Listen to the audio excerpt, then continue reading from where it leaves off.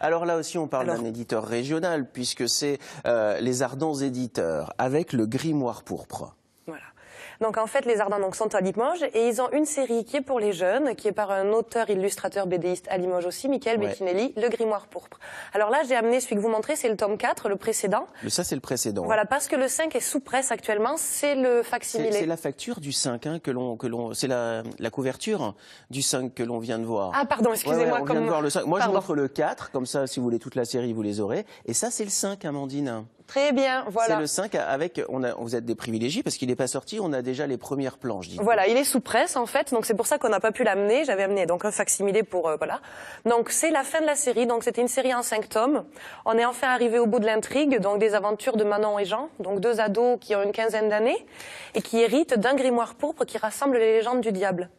Donc la propriété de cette série donc là, c'est que on visite le Limousin et des endroits emblématiques comme Collonges-la-Rouge, les Pierres Jaumâtres, et le dernier se passe dans le Vieux Limoges. Donc on trouve. Le précédent, il y avait une petite escapade dans le musée de la porcelaine de Limoges. Hein. Tout à fait.